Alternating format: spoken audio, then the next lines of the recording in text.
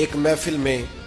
سیڑھیاں چڑھ رہا تھا تو میں وہ نوجوان بہت زیادہ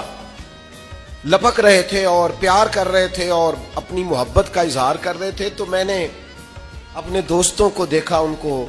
سنبھالتے ہوئے اور محفل کا نظم قائم کرتے ہوئے۔ تو ایک بزرگ عالم دین جیسے ہی میں اس اسٹیج کی سیڑھیاں چڑھ گیا تو انہوں نے مجھے سینے سے لگایا اور پھر وہ میرے کان میں کہنے لگے، یہ جو نوجوان نسل آتی ہے نا حضور کا ذکر سننے، یہ بے موسمہ پھل ہے، بے موسمہ، کہنے لگے یہ بے موسمہ پھل ہے، اور فرمانے لگے یہ جو بے موسمہ پھل ہوتا بڑا قیمتی ہے، یہ قیمتی پھل ہوتا ہے، اس کی حفاظت ہونی چاہیے،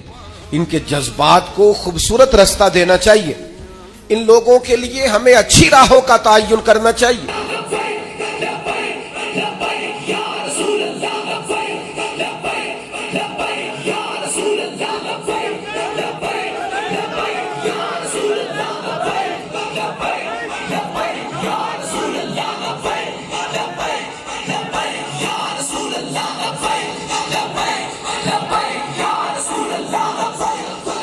لبیک